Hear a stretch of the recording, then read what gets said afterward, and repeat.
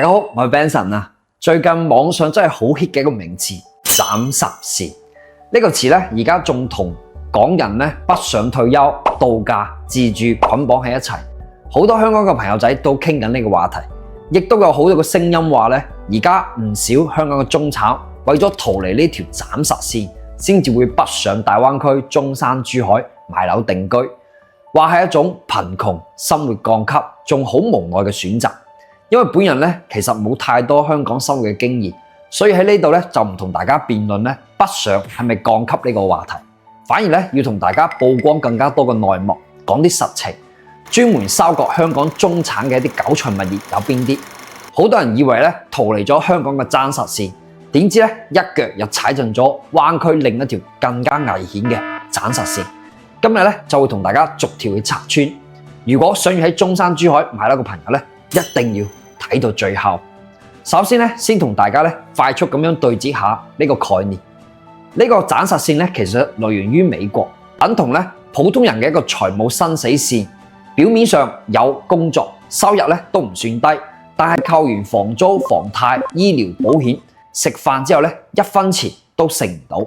一次嘅意外，好似生病、失業、車禍呢啲，就直接崩盤，連翻身嘅機會都冇。呢一種其實擺喺香港嘅中產嚟講，表面我哋講嘅一個供樓、養家、保險壓到唞唔到氣，一旦失業、減薪、樓價跌，即刻變為負資產，斷供埋層樓，我哋講嘅翻身嘅機會亦都冇晒。呢個咧都係香港中產最怕嘅斬殺線。所以好多人會諗咧，香港嘅樓價高、壓力大、醫療排期長、養老嘅空間細。不如咧北上中山、珠海買間大啲嘅、平啲嘅，退休自住、度假兩用，逃離呢一條咧香港嘅斬殺線。呢個諗法咧本身係冇錯嘅，甚至好多香港嘅家庭係一個非常之理性嘅選擇。但係咧絕對唔代表咧北上就一定安全，反而有一批物業咧專門係捉你想要逃離壓力、想穩定養老、想保住資產嘅心理，變相我哋講嘅一個蝕局收割。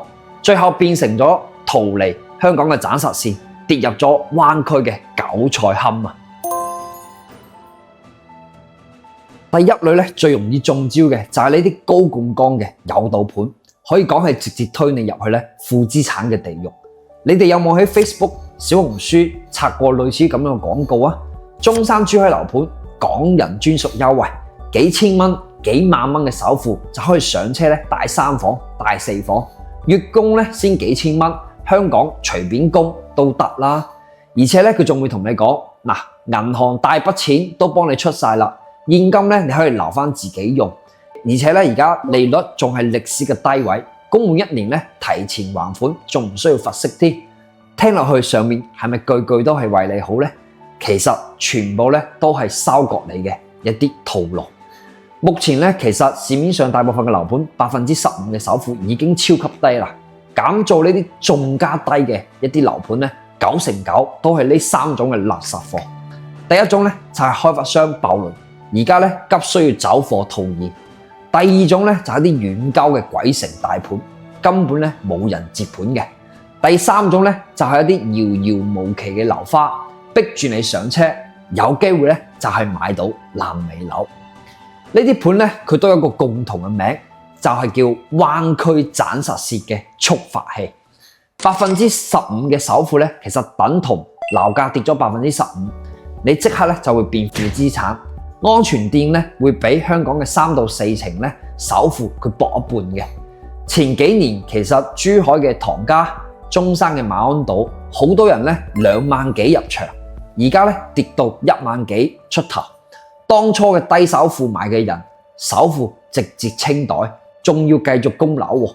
想要賣嘅時候冇人接盤，每月咧仲要貼錢去養呢啲負資產，比香港嘅斬殺線咧死得更加快。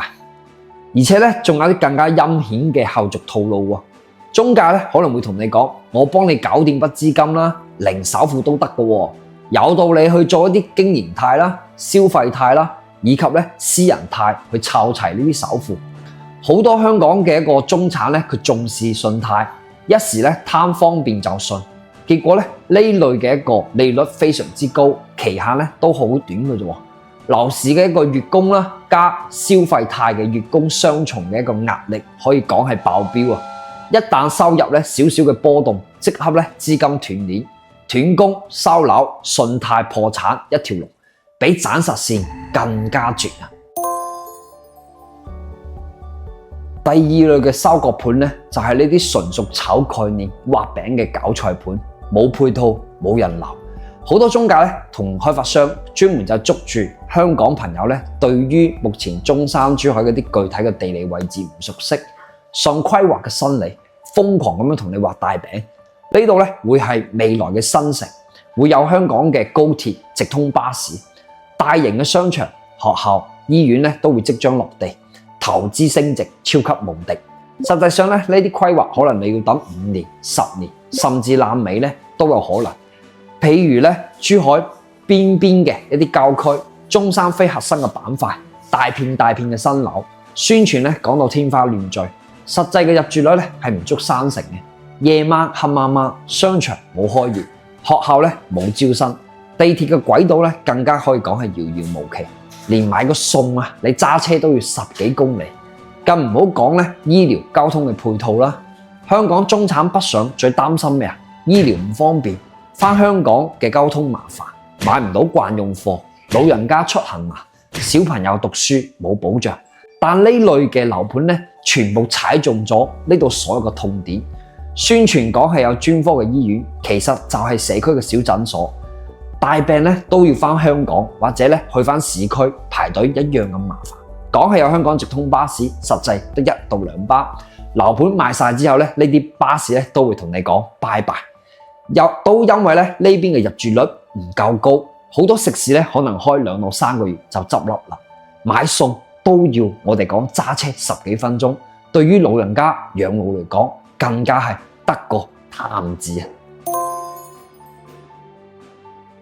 第三類係嗰啲高溢價、高物管、低流通嘅包貨盤，買入容易，賣出難啊！最怕係緊急用錢嘅時候。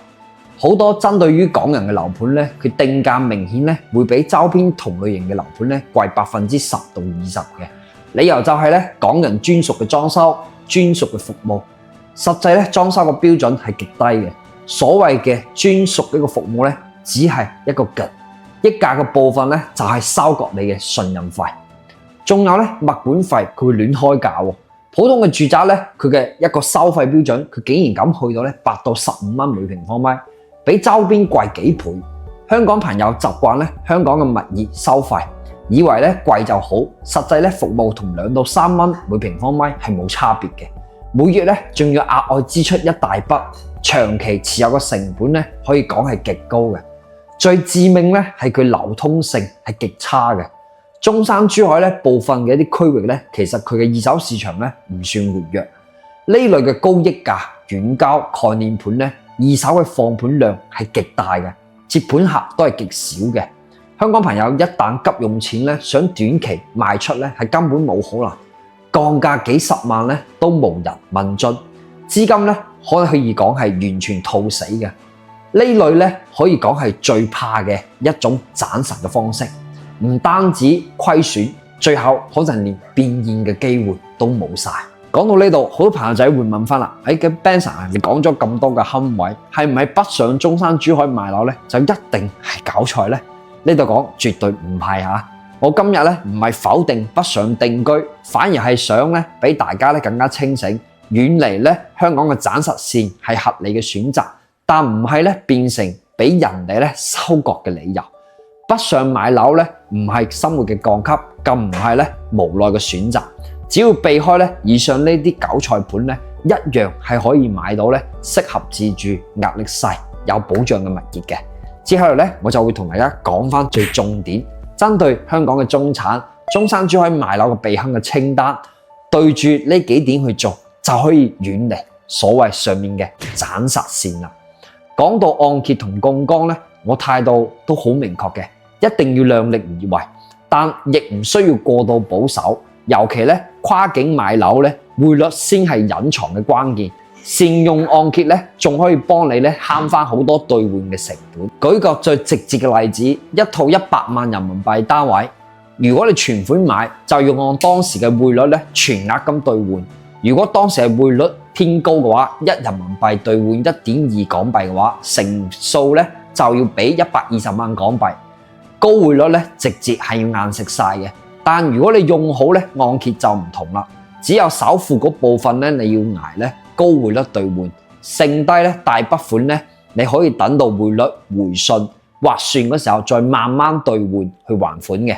而家整體嘅貸款利率咧又處於個低位，呢種操作咧唔單止可以減輕咗即時嘅資金嘅壓力啦，仲可以避開咧高匯率嘅一個中間嘅差價。